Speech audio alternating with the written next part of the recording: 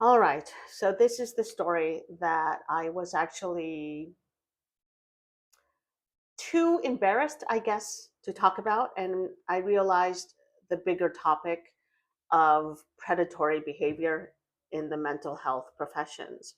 Now, I do work in mental health, and I always thought that I'm a smart woman. I would never, ever fall for this kind of behavior, but I'm also human. And I've also had my own moments of bereavement, of grief, of sadness in my own life. I am human, even though I work in mental health.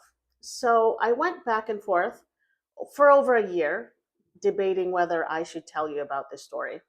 And I realized it was important not just to learn about boundaries, about cognitive dissonance, and also recognizing manipulative behaviors. Because if I fell for it, and I have a lot of knowledge in both psychology and spirituality when it comes to healing, if I fell for this behavior, that means a lot is happening out there that people are being exposed to.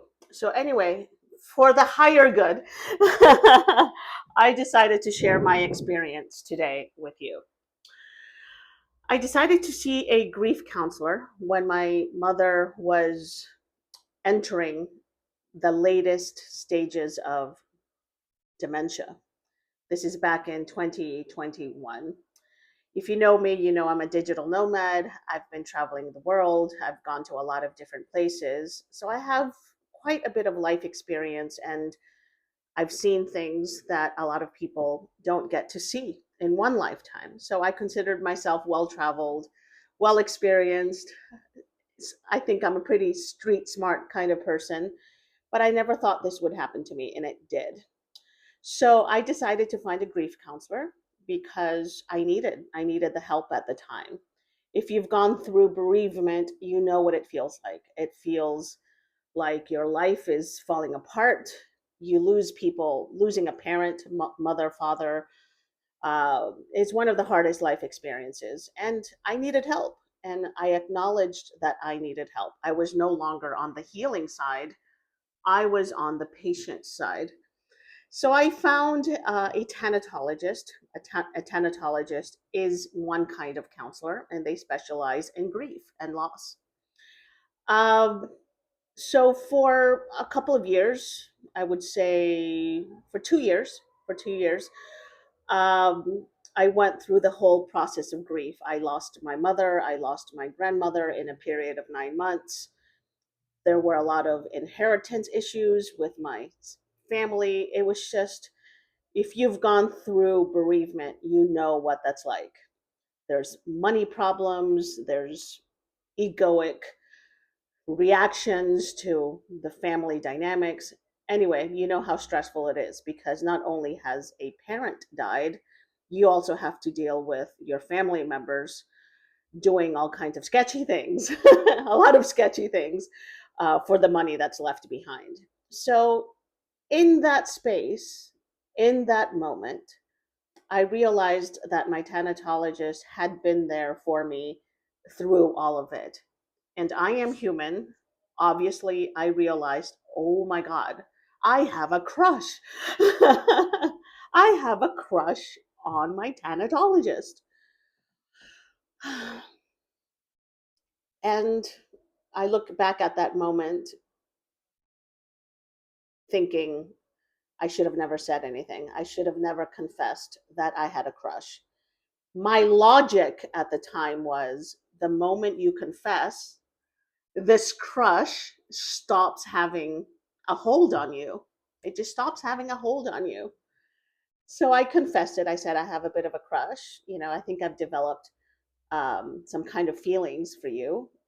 And it has happened to me in my work where a client or even a student has told me, I have a crush on you, Elaine. I have a bit of a crush. And it's always very flattering. The right way to handle this situation, the ethical way, is to say, thank you. Thank you so much for your trust. But obviously, this is impossible, I'm not available, but I take the attention back to the client, back to the patient. And I'll say something like, perhaps this just means that your heart is open again and you are ready for love. You are ready to meet someone out there that will meet you where you are. It's never about it's never about the counselor, it's never about the coach. It's always 100% about the client, the student, or the patient. But that's not what happened to me. When I confessed my crush, I got a text message at the end of a therapy session, and I heard, "This is our last therapy session. We cannot continue therapy sessions." And then I got a text message that basically said, "We've been good for years." I remember it. "We've been good for years. Now it's time for us to be bad." Um, in that moment, it felt like I was coming out of bereavement. I was coming out of a very dark time in my life of grief and loss, and my mind wasn't functioning normally. I saw it at the time as, is it possible that God, the universe, a higher power, has brought me love, after all of this darkness? That's what went through my mind at the time. What ended up happening was I was in a predatory situation where a counselor used me for self-exploration, perhaps curiosity, probably dealing with their own trauma and their own addictions. I did sense that there was a bit of a love sex addiction, perhaps on some level. I saw a lot of signs of it. And I realized, oh my God, I have literally been used for somebody else's escape fantasy.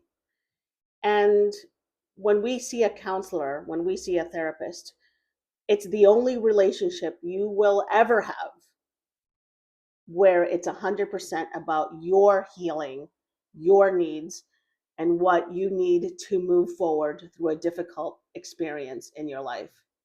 So here I was in a predatory situation where somebody was actually turning the tables and even gaslighting me for being responsible somehow for this situation. Because the moment I started to wake up to the gaslighting, to the manipulation, to the being blamed for this situation, I realized, oh my God, this is exactly what cognitive dissonance feels like. Somebody tells you one thing, I love you, or you're the best thing. I heard things like, I'm going to love you like nobody has ever loved you. I mean, this is my counselor. This is someone that knew everything about me, telling me all the things that I wanted. I wanted a family. I wanted a healthy family. I wanted love. I wanted support. And most importantly, I wanted and deserved safety. And I didn't get safety with my counselor. I realized from this experience that it was important for me to go through it, because if it happens to me, somebody that knows a lot about psychology and spirituality, it can happen to anyone. So you must stay alert. If your counselor says, let's start dating, you don't need therapy anymore, run, find someone else. But two important lessons was that I learned how to set boundaries. And it's not that I hadn't learned before, it's more like I had not recognized it when I wasn't feeling my best. When you are not feeling your best, you're not functioning as you normally would. So, one, I learned how to set boundaries. And number two, I learned to be less naive, to not listen to words, but look at the actions. And I learned to not set out the red carpet for people that don't even deserve a window to your life. So, one, I learned to recognize manipulation, and two, I learned how to set boundaries. And if I had to go through such a heartbreaking experience to learn these things, I guess it wouldn't be very useful as a mental health coach myself to not share this experience, because if I learned something, I can help my future clients or future students to also learn how to recognize manipulation and set boundaries in their life for your own mental, spiritual, physical, and emotional health. So I hope this story helps someone out there. I'm appalled that there are so many mental health professionals that take advantage of clients when they are literally at their most vulnerable and at their lowest point, because we go to therapists for healing, we go to therapists for safety, and that's really what we're paying for. And if you're not getting that, please report your counselor or therapist if you've ever felt uh, like you were taken advantage of or preyed upon.